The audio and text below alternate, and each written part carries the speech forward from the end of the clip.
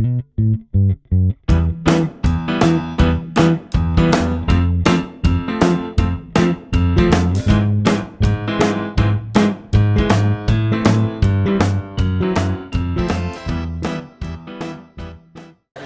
como bien ha dicho David, me llamo José Luis Quero, soy doctor en Ecología Forestal y profesor del Departamento de Ingeniería Forestal de la Universidad de Córdoba. Antes que nada me gustaría un poco contextualizar por qué estoy aquí, por qué investigamos los profesores de la UCO y vamos, solamente en un minuto. No sé si sabéis que los profesores de la UCO tienen como dos competencias, ¿no? Bueno, los profesores de universidad en general. Una es dar clase y otra investigar. ¿Para qué investigamos? Pues básicamente para avanzar en el conocimiento, pero por otra parte también investigamos para estar siempre en la vanguardia de las últimas cosas de un tema concreto, y ese tema concreto y esa vanguardia se transfiere a las aulas, ¿no? Esa es un poco la idea de por qué un profesor de universidad tiene esas dos competencias. ¿De acuerdo? Entonces, bueno, yo doy clase en el grado de Ingeniería Forestal, ¿de acuerdo? Y por otra parte, investigo en temas de teledetección, ¿eh? Y eso pues luego se vuelca a las aulas como os digo. ¿Qué es esto de la teledetección? ¿Alguien sería capaz de contármelo? Detectar a distancia. Muy bien, detectar a distancia. En inglés, si sabéis inglés, pues el término o los términos para referirnos a teledetección es remote sensing, ¿no? Y eso es pues eso, pues sensaciones remotas, ¿no? Entonces,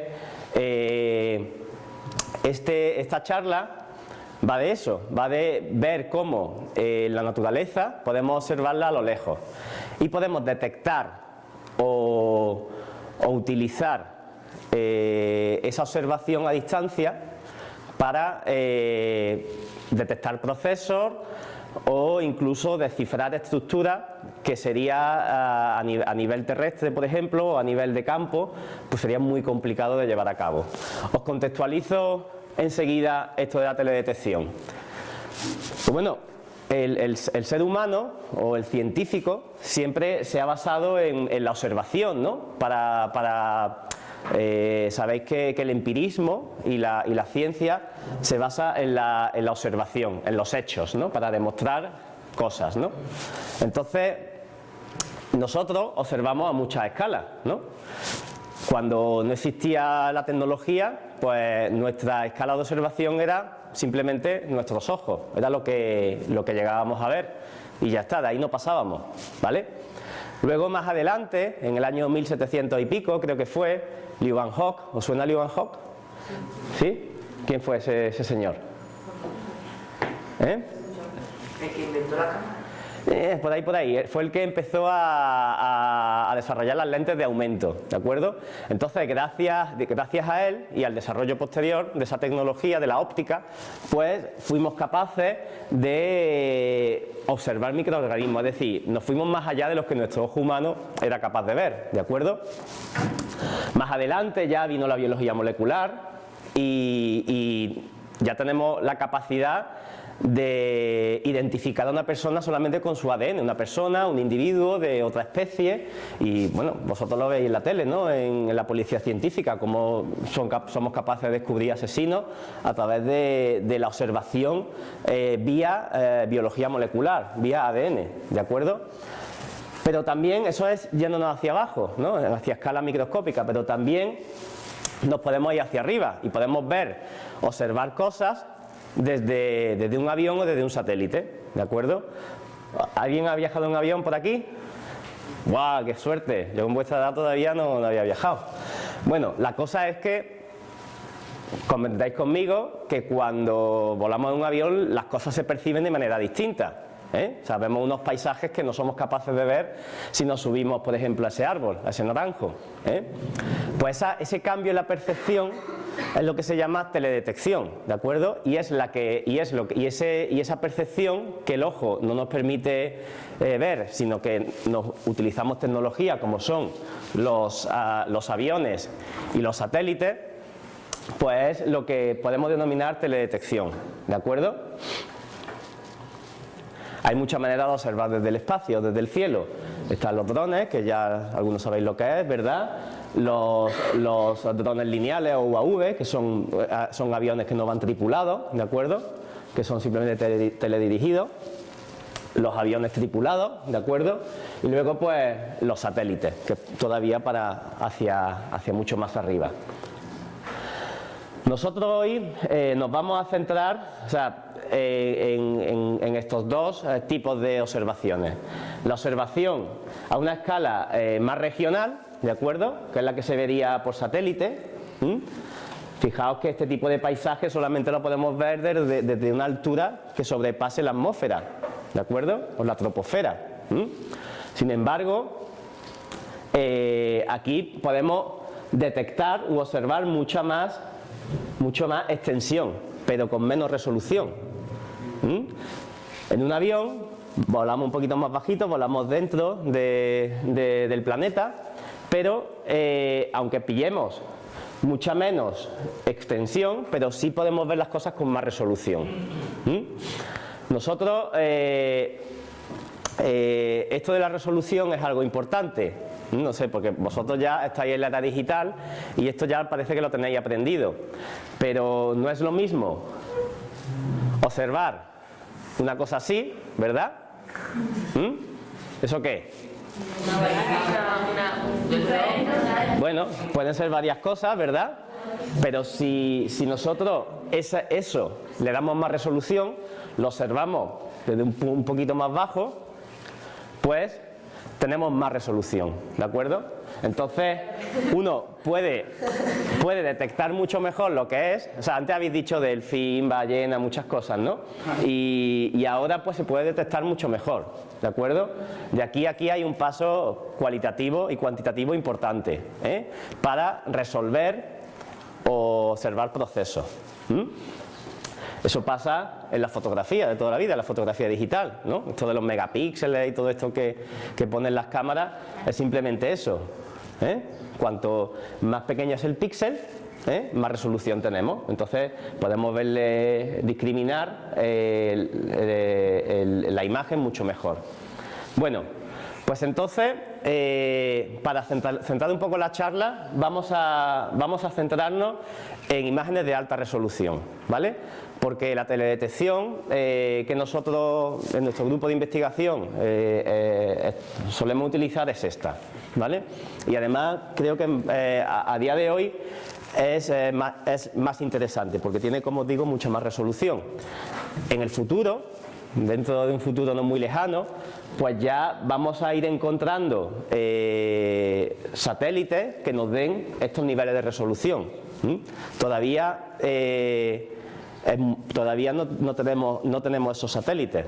Ahora mismo los satélites que te dan más resolución es un píxel de 10 por 10 metros, más o menos, ¿vale? Algunos habrá un poquito menos, pero con los drones y con los aviones pues podemos llegar a píxeles de 0,4 metros, de 40 centímetros, y eso te da muchísima más resolución y mucha más capacidad de observar procesos y estructuras. Ahí quería llegar. La teledetección la podemos dividir en dos grandes áreas, ¿de acuerdo? Una que es la hiperespectral, ¿de acuerdo? Y otra que es la tecnología LiDAR, o LiDAR en castellano, ¿de acuerdo? La estructura hiperespectral es aquella que nos ayuda, o sea, digamos, la observación hiperespectral nos ayuda a detectar procesos. ¿Qué es un proceso? Venga, ¿quién se atreve?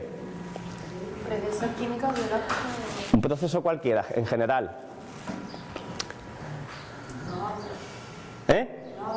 Un avance, algo, muy bien, es algo que en lo que participa el tiempo. Un nuevo acontecimiento. Muy bien, exactamente. Por ejemplo, un proceso en el ámbito forestal, un proceso puede ser una enfermedad de un bosque, ¿de acuerdo?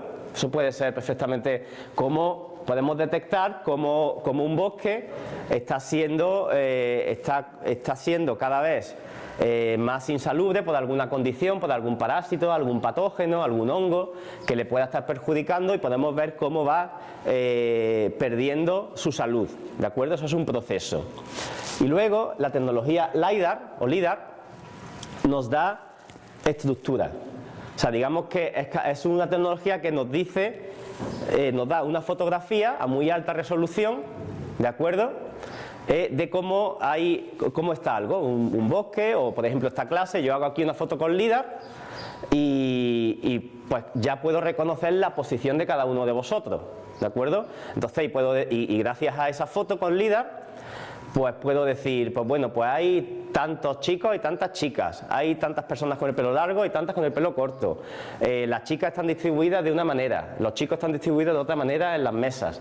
Entonces eso es como una fotografía normal. Lo que pasa es que con LIDAR, valga la analogía, yo sería capaz de contaros las legañas haciendo una foto desde aquí. O sea, y eso veréis qué interesante es. Porque haciendo una foto desde el espacio podemos llegar a visualizar estructuras que para poder visualizarlas tendríamos que irnos al terreno. Y ahora os cuento la gran utilidad que tiene esto para el mundo forestal. No sé si es lo mismo. Sí. Pero por ejemplo que en Google Maps tú puedes ir a ver una calle, barrio, en pequeñita, tú ves la casa. Eso es, lo que pasa que Google lo que hace es superponer capas de información. Entonces, Google tiene una fotografía satélite que te da una resolución de hasta más o menos, creo que Google trabaja con TerraAster, que es un satélite, y entonces te da hasta un nivel de resolución y luego lo que hace te pasa otra capa que es una foto, pero LIDAR con una sola foto te da todo. Y ahora verás, y no solamente eso, sino que lo hace de manera tridimensional. Tú en Google no ves nada tridimensional, lo que ves es un modelo tridimensional que se inventa Google, pero no es algo real. Ahora veremos cómo LIDAR tridimensionalmente es capaz de hacerte la foto y luego tú puedes navegar por la foto. Es decir, si yo hago una foto aquí con LIDAR, yo puedo coger y meterme por ahí y verle la espalda a lo mejor a vuestro compañero que te llama Víctor. Ahora vamos a ver cómo se hace, ¿de acuerdo? Pero primero, antes que nada, vamos a hablar de hiperespectral. Dime, Víctor. Antes de nada, lo de LIDAR. Pero tú, o sea, si yo he hecho una foto, ¿cómo me puede ver la espalda si la cámara? Porque se hacen varias fotos. Ah. Ahora te cuento. Pero es que es muy interesante. Pero buena pregunta, Víctor. Bueno, vamos a ir dando durante 10 o 15 minutos del LIDAR y ahora vamos a ver el hiperespectral, ¿vale? Que como decíamos antes, es el que se encarga de ver procesos. Son las fotografías aéreas que se encargan de ver procesos. ¿Qué es esto del hiperespectral? ¿Conocéis el espectro electromagnético? ¿Vosotros? Me suena, pero no. ¿Sí? A ver si os suena ahora más. Sí. Eso sí, ¿no? ¿Sabéis que, bueno, pues que ahora mismo hay aquí algún radiador? Sí, ¿no? ¿Sabéis que ahora mismo hay ondas que no vemos? A lo mejor sentimos en forma de calor, ¿vale? Las infrarrojas, pero que no somos capaces de ver. ¿Está calentito? Pero ustedes tienen mucha suerte, está ahí al ladito. Qué bien, yo tengo las manos heladas. Pues mirad, nosotros utilizamos parte de este espectro electromagnético para percibir la observación, ¿de acuerdo? Como decíamos antes. Entonces, tenemos un rango muy estrecho dentro de todas las ondas que hay, desde la radio, las microondas, que las microondas no las vemos. Nosotros lo que vemos en el horno cuando calentamos la leche es una luz, no vemos eso que se ilumina no son las microondas tampoco las vemos, ¿de acuerdo? Las infrarrojas las sentimos a través del calor, las ultravioletas nos protegemos de ellas porque ya empiezan a ser perniciosas, son las que se llaman, de aquí para allá son las que se llaman las ionizantes, las radiaciones ionizantes, ¿de acuerdo? Y esas pues no las percibimos, pero desde 400 a 700 nanómetros sí que vemos, y son los que nos faculta para ver, nos facilita para ver pues los colores y bueno, todo lo que pase por el arco iris. Pero claro, le llamamos hiperespectral porque nosotros nos servimos de algunas herramientas, de alguna tecnología para ver más allá de este espectro, ¿de acuerdo? Nosotros, utilizando lo que hacen los insectos, por ejemplo, o sea, como sabéis, ellos ven un tanto más allá que nosotros. Este es nuestro campo de visión, en el espectro, pero los insectos están un poquito desplazados para allá. Entonces lo que nosotros hacemos es, con unas herramientas tecnológicas, es desplazarnos en el espectro para poder ver cosas que con nuestros ojos no vemos. Fijaos cómo las abejas, por ejemplo, son capaces, ellas ven esto en las flores, mientras nosotros vemos solamente amarillo, ellas son capaces de ver eso de diferente color. ¿Y eso para qué les sirve a ellas? Es una diana para decir, chicas, hay que polinizar aquí, ¿de acuerdo? O sea, es como su diana, o aquí está el néctar, ¿eh? Esa es un poco la idea de estos colores, y de hecho las flores no han evolucionado para que nosotros las veamos bonitas, han evolucionado para que las vean bonitas las abejas y otros insectos, que son las que la polinizan. Esto para nosotros, digamos que es algo secundario, los colores para el ojo humano, ¿de acuerdo? O sea, ellas han evolucionado para y por los insectos. Entonces, por seguir un poco con el hiperespectral, esa cámara, por ejemplo, es una cámara hiperespectral, que eso seguro que David sabe mucho más de eso que yo, pero lo que consigue es desplazar el espectro, ¿vale? Para que, como os decía antes, podamos ver más allá de lo que nosotros somos capaces de ver con el ojo humano. Entonces, ¿qué tipo de aplicación forestal directa puede tener esto? Pues como os decía, la observación de un proceso o el diagnóstico precoz de un proceso. Os cuento una historia un poco triste, ¿vale? ¿Conocéis lo que son las dehesas? Sí. ¿Qué son? ¿Quién me la define? Venga, Víctor, está sembrado hoy. Todos los días, bueno, pues eso está bien. Es un ecosistema en el que hay más encina, en el que más común la encina. Exactamente, es un antiguo bosque que se ha aclarado, ¿vale? Para que el ganado entre y haya pasto, y entonces, pues, bueno, uno de los principales habitantes, ¿no?, de la dehesa, ¿quién es? Bueno, eso es el que nos interesa a nosotros para comer en Navidad, el cerdo ibérico, ¿no? Exactamente. Bueno, pues atención, porque las dehesas tienen un grave problema, ¿de acuerdo? Estamos hoy día, esto es una dehesa, ¿de acuerdo? Estos son pues una finca con muchas hectáreas, ¿de acuerdo? Y hoy día pues hay un problema que se están perdiendo muchos ejemplares de encina, ¿de acuerdo? Que, como sabéis, es el elemento fundamental para que viva el cerdo ibérico y otras especies en la dehesa, ¿eh? Es digamos, como la especie paraguas que se dice en biología de la conservación, ¿de acuerdo? ¿Qué pasa con la encina? Pues que se está muriendo. Hay un proceso de seca, que se llama un proceso de seca, que está provocado por estos hongos, Phytophthora cinnamomi y Pythium. Son unos oomicetos, en realidad no son hongos, son oomicetos, ya se han sacado del reino porque son un poco del reino fungi, porque son un poco distintos a los hongos, pero vienen por la atmósfera, son una especie invasora que ha venido son originarios de Papúa Nueva Guinea, y han venido volando, volando, suspendida en la atmósfera hasta aquí. ¿Qué es lo que hacen estos bichitos? Pues atacan a las raíces finas de las especies, ¿de acuerdo? De la encina. Si tú atacas una raíz fina, ¿qué es lo que estás haciendo? Estás comiéndote la raíz fina de la encina y estás limitando la absorción de agua y nutrientes, porque las encinas tienen raíces así de gordas, ¿vale? Pero luego tienen raíces finas microscópicas, ¿vale? Que son las que donde se hace, digamos, el intercambio fisiológico de agua y nutrientes, ¿vale? Bueno, pues cuando la encina, como sabéis, crece muy despacito y puede tardar unos 5 años en morirse, ¿vale? ¿Y qué es lo que ocurre? Que nosotros detectamos que esa encina está ya afectada por ese bichito, por ese omiceto, cuando ya es demasiado tarde, cuando ya la encina ha perdido la hoja, ha perdido toda su estructura radicular fina, y entonces ya llegamos tarde. Si lo observamos con el ojo humano, solo nos damos cuenta de que la encina se va a morir unos 6 meses antes de que se muera, ¿vale? Como digo, la encina, esto es como un proceso muy lento, porque la encina tiene un crecimiento muy lento y responde muy lentamente al hongo, con lo cual la encina, pues, desde que es afectada o infectada hasta que se muere pasan unos 5 años. Gracias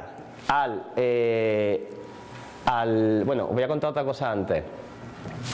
Gracias al hiperespectral, si nosotros observamos con filtros térmicos, podemos conocer la temperatura de la copa de la encina a mucha distancia. ¿Esto para qué nos sirve? Os cuento. La encina funciona como el motor de un coche, ¿vale? Los pistones se están moviendo y ¿qué pasa? Sube la temperatura. ¿Y cómo mantenemos el coche a 90 grados para que no suba a 200 y reviente? Con la refrigeración, exactamente. Es un circuito cerrado de agua o de anticongelante, un circuito líquido, ¿de acuerdo? A la encina le pasa igual. El sol le está dando, imaginaros ahí en agosto a 40 grados, bueno, a 40 grados a la sombra, 60 al sol, ¿vale? En cualquier dehesa de Andalucía, ¿vale? Y está absorbiendo nutrientes y agua y intercambia CO2 para hacer la fotosíntesis y suelta un poquito de agua, con lo cual tiene como su circuito de refrigeración. Si esto se corta o se hace cada vez más pequeño porque no tenemos raíces finas, ¿qué es lo que ocurre? Claro, se recalienta toda la copa. Si nosotros tenemos un filtro hiperespectral de temperatura que nos mide, que a través de los colores nos puede medir la temperatura de la copa, pues 5 años atrás o 4 años atrás podemos ver cuáles son las que están afectadas. Entonces, claro, a través de esta fotografía, fijaos, esta fotografía es de una dehesa que no tiene con observación humana, simplemente, perdón, con el ojo humano, sin filtro. Si tenemos imágenes hiperespectral, que ve más allá del ojo humano, ¿de acuerdo? Pues esas que están más rojitas son aquellas que están más recalentadas, con lo cual son aquellas que el hongo ha empezado a afectarle. Gracias a que es un diagnóstico precoz, pues somos capaces de actuar sobre la encina a tiempo. ¿Y qué hacéis? Hay muchas maneras. Pues se puede cambiar el pH del suelo, se puede incluso cortar, porque a veces es bueno cortar porque así no afecta al otro individuo, porque esos honguitos, estos bichitos, estos micetos, tienen una fase de zoospora, que tienen un flagelo y en época de lluvia son capaces de moverse por el suelo, por debajo de la tierra, y entonces pueden afectar a otras encinas. Entonces hay muchas maneras de ejecutar. Esa es buena pregunta. Pero sobre todo lo que es interesante para los propietarios y para la gente que tiene dehesa y que explota este tipo de ecosistemas agrosilvopastorales es que puede incidir directamente en el enfermo. ¿Vale? Si vosotros imaginaos que sois médicos, alguno de vosotros lo será en el futuro. Imaginaos que hay una enfermedad que está afectando a la sociedad. ¿Vosotros qué hacéis? ¿Tratáis a todo el mundo? No. Buscáis un diagnóstico a los pacientes y solamente tratáis con la medicina en concreto a los pacientes que están enfermos, ¿de acuerdo? Pero claro, eso en medicina normal se hace pues entrevistando al paciente, mirándole los síntomas y se hace, pero nosotros, los árboles no nos hablan, entonces tenemos que buscar la manera de hacerlo no solo de manera rápida y efectiva, ¿vale? Sino también muy puntual, árbol a árbol. Imaginaros si tuviéramos que ir, si por ejemplo, imaginaros que vosotros sois propietarios de una dehesa de 2000 hectáreas y tenéis, por deciros, 2 millones de árboles, ¿vale? ¿Qué vais a ir? Árbol a árbol viendo si hay síntomas o detección precoz de daño. Pues no podéis hacerlo, porque sería un gasto económico brutal. Pues para eso está el hiperespectral, para poder sobre todo actuar a tiempo, unos 5 años antes, ¿de acuerdo? Y sobre todo actuar en sitios en concreto, en árboles que están siendo afectados. Primero para evitar sobredispersión de la enfermedad, ¿vale? Y para mitigarla, porque es que esto si lo deja empieza a contaminarse, bueno, a infectarse otros árboles y te puedes quedar sin dehesa y puede ser un problema. De hecho, en Andalucía estamos muy preocupados, sobre todo en la parte de Huelva, de Sevilla y Huelva, porque ahí la seca, o sea, que es como se llama la enfermedad, la seca está cada vez más afectando y bueno, hay medidas, como bien ha preguntado vuestra compañera, ¿que te llamas? Isa, pero no somos capaces de resolverlo. Al menos sí que estamos poco a poco incidiendo sobre la enfermedad gracias a este tipo de tecnología, ¿vale? Entonces, ¿habéis visto para qué sirve la hiperespectral? Como os decía, es fácil de entender, ¿no? Como os decía, sirve para escudriñar procesos, ¿de acuerdo? Ahora vámonos a LIDAR. Como os decía antes, LIDAR es una tecnología basada en láser, que nos sirve para, desde mucha altura, observar procesos muy pequeñitos, estructuras muy pequeñitas, ¿de acuerdo?, en 3 dimensiones. ¿Eso cómo se hace? Bueno, muy fácil. Os cuento un poco el fundamento, que lo vais a entender muy bien. ¿Sabréis decirme lo que significa LIDAR? No, ¿no? ¿Y radar? Solo la mezcla de la palabra que dijiste. Sí, es un acrónimo, muy bien. Pero ¿qué significa? Radar.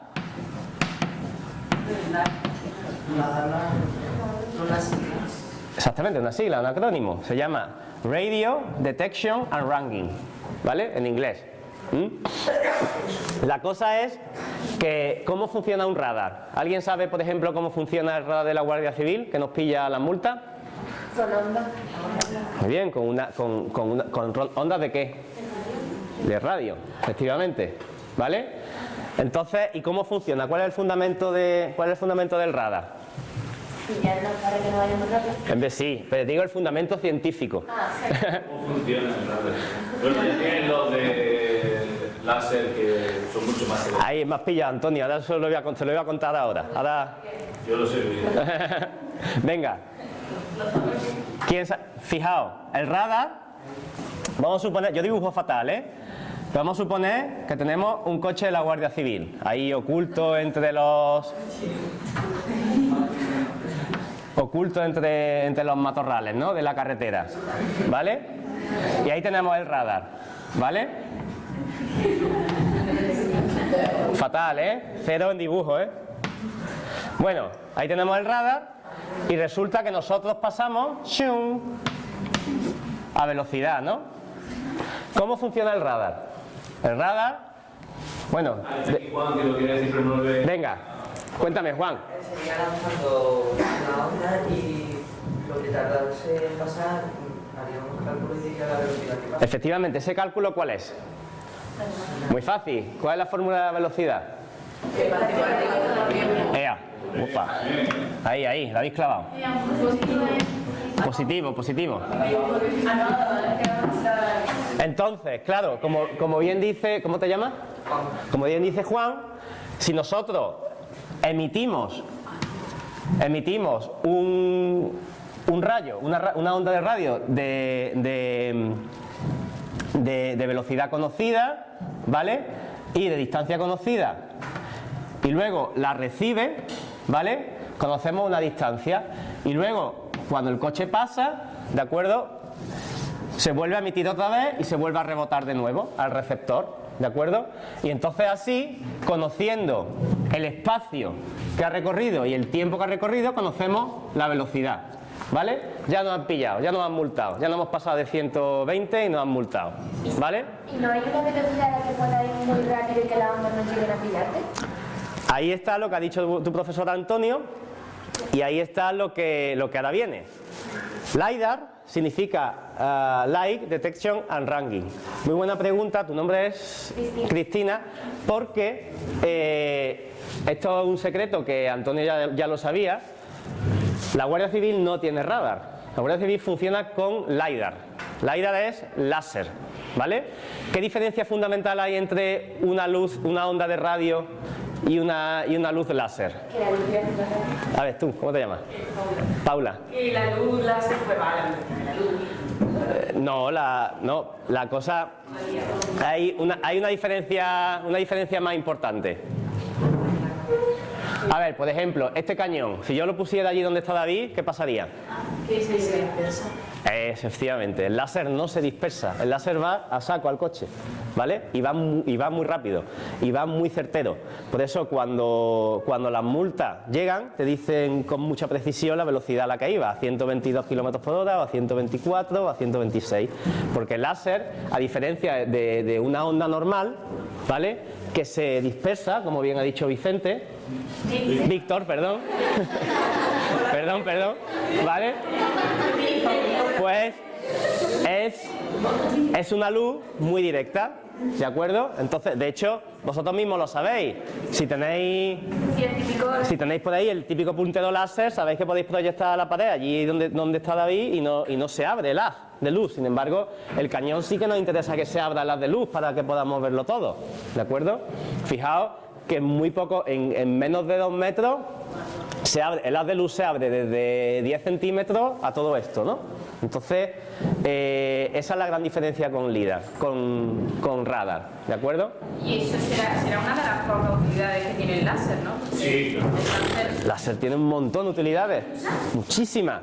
De hecho, ahora esto es lo que te cuento, este fundamento que te estoy contando es lo que yo te vengo a contarte ahora. Es decir, es para qué sirve el LiDAR en el entorno forestal. Ahora te voy a contar, pero el láser tiene muchísimas. Por ejemplo, así se puede... por ejemplo... Son inconscientes. Por ejemplo... Parece que nadie se va... Pero es que es que lo que se tardó en estudiarlo y en encontrarlo y sí, no sé qué, que era muy importante, al final lo encontraron con... El láser está en tu vida en muchísimas más cosas de la que tú piensas, muchísimas. Lo que pasa es que no te das cuenta.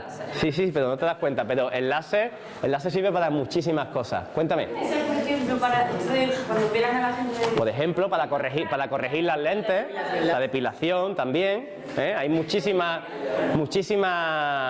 aplicaciones directas, o sea, aplicaciones cotidianas y aplicaciones no tan cotidianas pero que son interesantes. Habrá una diferencia entre el láser del ojo o el ojo Claro. y el lásercito que tú tienes. Evidentemente hay láser de diferentes longitudes de onda y por tanto de diferentes intensidades. O sea, el láser al final es una luz que lo que hace no es no magnificarse, sino, es un haz de luz muy directo, como os vengo aquí, ¿vale? Una luz monocromática que siempre está a la misma longitud de onda, ¿vale?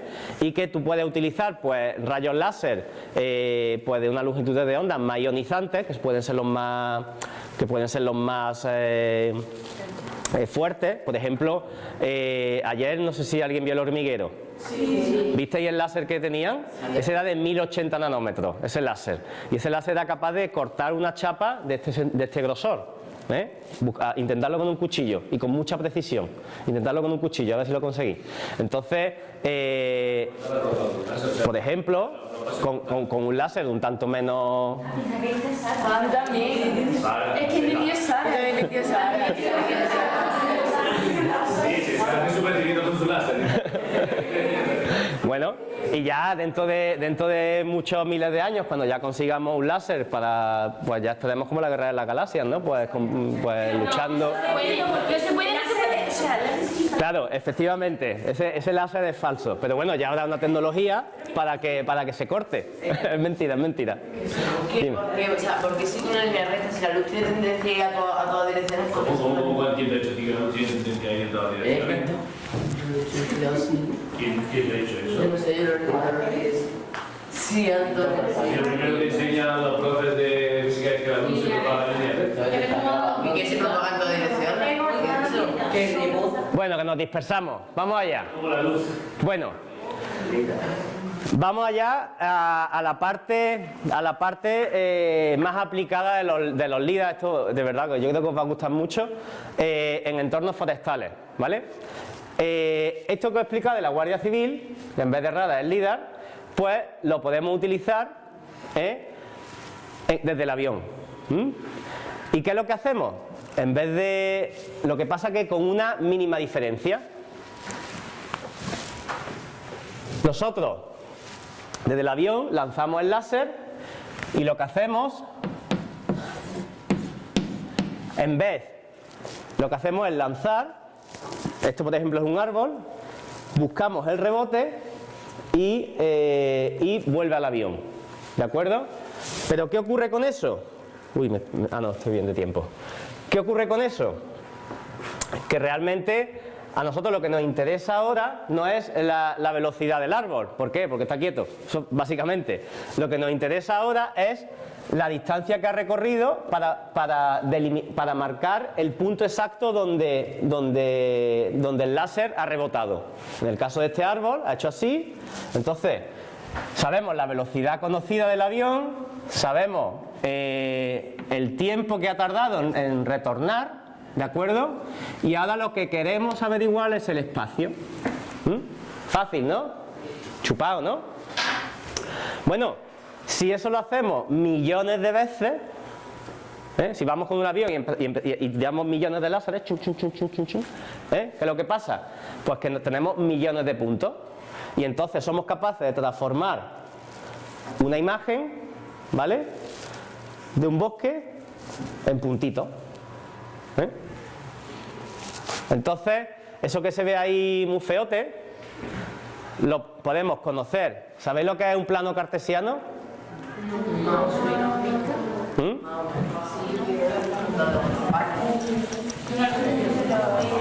Bueno, un plano no, un eje tridimensional cartesiano. ¿Vale? Aquí tenemos X y Z, ¿no? ¿Te acuerdas de eso? Ya se trabaja solo en 2 dimensiones. Vale, bueno. Pero así. Bueno, el caso es que lo que hace el LIDAR, básicamente con el avión, es pasar a hacer un barrido del paisaje y determinar todos esos millones de puntos, los fija en un valor, ¿de acuerdo?, en el espacio. Entonces nosotros, cada fichero LIDAR tiene millones de puntos en el que conocemos la posición, el punto X, el punto Y y el punto Z. Eso que se ve así a gran distancia, pues lo podemos ver así si fuera un bosque, ¿de acuerdo? O sea, nosotros pasamos con el avión y empieza a chocar. Dime. ¿Que por qué el agua se ve sin negro? ¿Eso que porque el rayo no traspasa? Claro, porque ahí no, aquí no. Esto simplemente es porque ahí el rayo lo ha absorbido, no ha rebotado. ¿Vale? El agua no suele rebotar. Y entonces, bueno, hay diferentes tipos de LIDAR, de intensidad, de altura. Eso no lo he querido explicar porque es demasiado complicadillo. Yo solamente quiero que os quedéis con la idea de que con un rayo láser, emitiéndolo millones de veces, podemos generar una estructura tridimensional del bosque. Fijaos, os enseño otra foto LIDAR y otra foto LIDAR. ¿Veis? Ahora una pregunta. ¿Qué aplicación forestal o económica o de conservación puede tener esto? Lo que has dicho antes de los bacterias y de la... No, porque aquí no se estudian procesos. Ah, es verdad, eso no. Esto es en hiperespectral. ¿Cómo? Estos son estructuras, efectivamente. Proyectan personas. Sí, no, claro. Claro, se puede proyectar todo. Ven si hay alguien robándote algo. Hombre, esto en este caso, esto no, porque son fotos fijas. Aquí no se estudian procesos. Si alguien se ha perdido. Bueno, sí, pero ¿qué más? No, una pregunta. No, lo que pasa es que eso sería con hiperespectral, eso sería con cámara térmica, porque tú, para reconocer algo a 36 grados, que es como nosotros estamos, pues podemos hacerlo con cámaras térmicas. Pero aquí simplemente estamos describiendo estructuras tridimensionales gracias al LIDAR. Dime. Porque esto es un LIDAR de intensidad. Ahora, eso ya os digo que es un poco más complicadete, pero el caso es que los que son más, las zonas más rojas son donde más rebote ha habido, más cantidad de rebote ha habido. Nosotros, el que os he traído yo es el LIDAR de altura, pero bueno, hay muchas maneras de verlo. El caso es que este LIDAR lo que te hace es generar estructuras tridimensionales. ¿Puedes construir mapas más exactos? Por ejemplo, se construyen mapas mucho más exactos, pero algo mucho más interesante. Os pongo un ejemplo. Imaginaos que vosotros sois una empresa de producción maderera, ¿vale? Que os dedicáis a eso, pues a vender madera a diferentes clientes. Imaginaros que vosotros tenéis 3.000 hectáreas y que tenéis que calcular la producción de madera. Si vais pie a pie, es decir, calculando la altura y el diámetro del tronco, tenéis que echar muchas horas, y mucho esfuerzo, digamos. Con LIDAR, haciendo un simple barrido, tú eres capaz de meterte en el bosque, ¿de acuerdo? Y calcular con mucha precisión los metros cúbicos de madera que vas a vender al año siguiente. Eso puede ser muy importante. Tú imagínate que tienes comprometido, o sea, que de repente has hecho unas estimas pie a pie que no son exactas, te has comprometido en vender 3 millones de metros cúbicos, bueno, o 3 millones de centímetros cúbicos de madera, y resulta que ahora solo tienes 2 millones. Pues ahí la empresa tendría unas pérdidas y te empezaría a floquear, ¿de acuerdo? A flojear. Entonces, gracias a LIDAR, pues tenemos la capacidad de calcular con mucha exactitud la cantidad o el volumen de madera que tenemos en un bosque determinado. Esto puede ser desde un plano más productivista, pero por ejemplo en un plano de conservación también lo podemos utilizar. Podemos hacer una fotografía ahora y dentro de 5 años otra fotografía. Y como os decía antes, podemos ver la posición de los árboles, si alguno se ha muerto, si alguno ya no está. Podemos superponer esas dos fotografías y ver cómo ha sido la evolución del bosque. Podemos ver si hay más o menos especies de árboles y podemos un poco utilizarlo para trabajar en biología de la conservación o en la conservación forestal, ¿de acuerdo? Os voy a poner un vídeo ahora, muy chulo, sobre cómo funciona.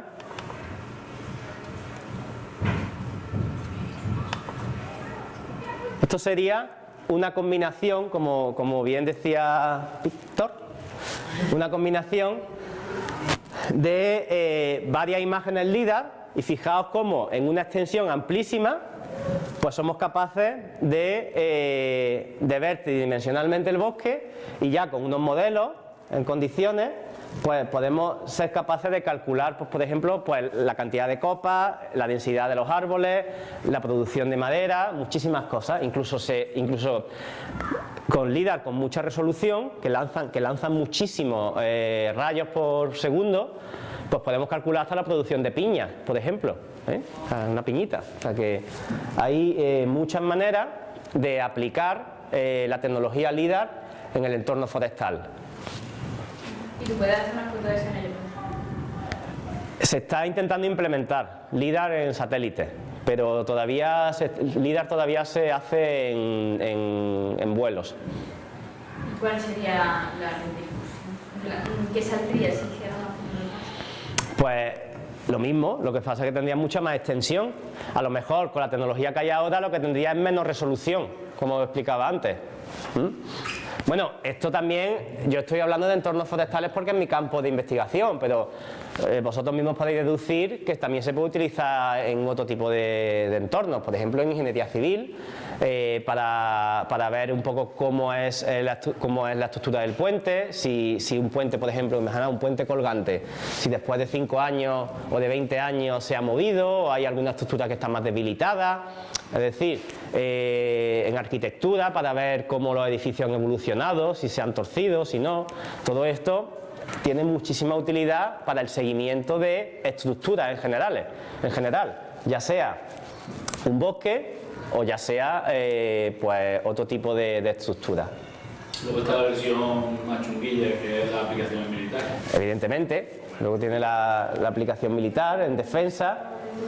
Fijaos cómo, gracias a... Se utiliza para reconstruir modelos en sitio. En teoría, para evitar daños, los famosos daños colaterales, de que tú dispares sin... Fíjate lo fácil que es lanzar un dron, que te coja las imágenes y tú tienes desde tu tranquilo acuartelamiento esa visión en 3 dimensiones del sitio sobre el que tienes que actuar. O sea, es que... Claro. Claro, esto es como... Esto, la tecnología siempre pasa igual, ¿no? Un cuchillo pues puede servir para cortar una zanahoria o para matar a alguien, por desgracia, ¿no? Esto ya es el ser humano el que la utiliza de mejor o peor manera, ¿no? Bueno, ahora, ya por último, para terminar, os he traído una fotografía, un visor tridimensional para que nosotros directamente lo veamos en realidad, porque esto es un montaje, digamos, ¿no? Un vídeo muy bonito que han montado, pero os he traído una fotografía LIDAR, ¿vale? Que está hecha aquí en España. De hecho, nosotros ya tenemos pagado con dinero público el primer vuelo LIDAR nacional, está entero ya en todo el territorio español. Está público porque está pagado con dinero público, con el dinero de nuestros impuestos, y lo podéis descargar en la página del PENOA, ¿de acuerdo? Que es un servidor, bueno, es una página web donde están alojadas pues todos los mapas topográficos de diferentes escalas que el Instituto Geográfico Nacional ha ido haciendo a través de los tiempos, y ya ha generado un vuelo LIDAR en toda la península ibérica y lo podemos utilizar, ¿de acuerdo? Entonces, yo me he traído este vuelo.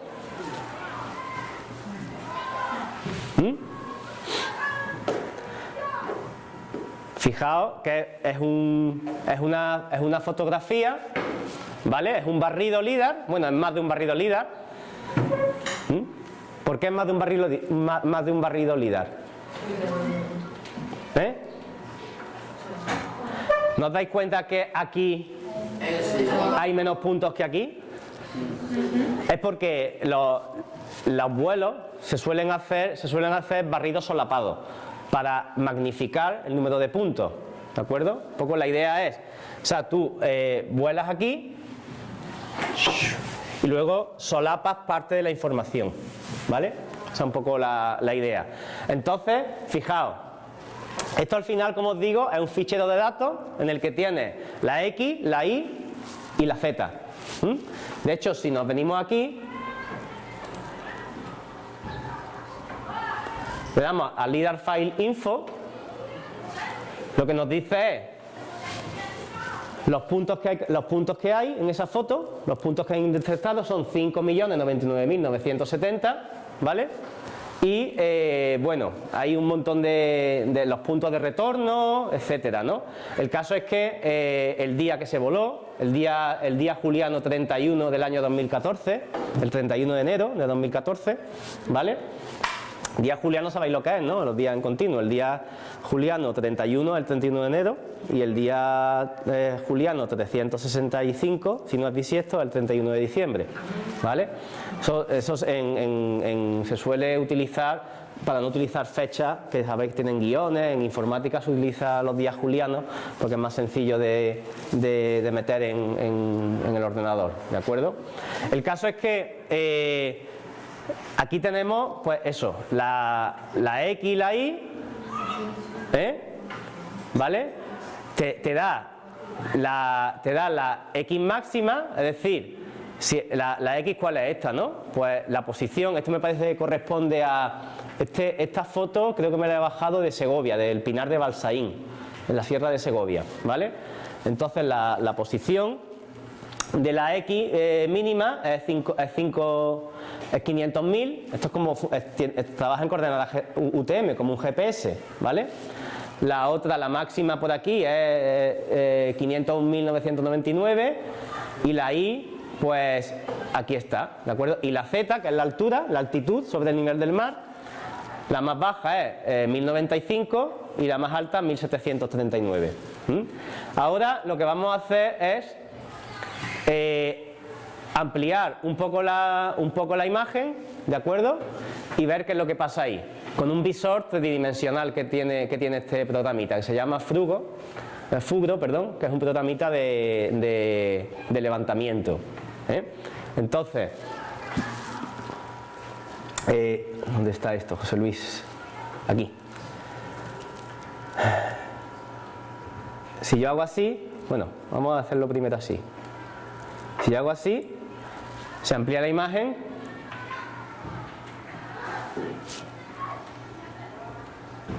Uy, ¿qué se ve ahí?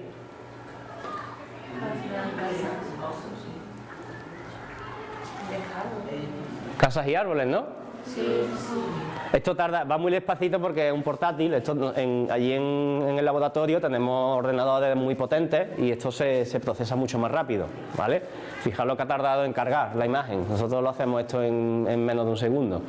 Entonces, fijaos que aquí tenemos una imagen, ¿no? Que está simplemente determinada por el choque de puntos y el rebote que ha recibido el avión, ¿vale? Le podemos cambiar el tono, por ejemplo, a elevación, ¿vale?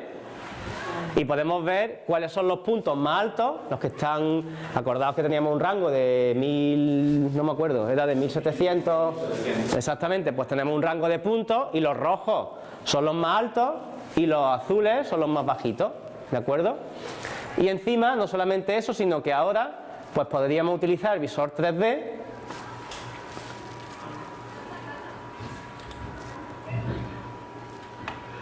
para hacer el levantamiento topográfico. Y fijaos,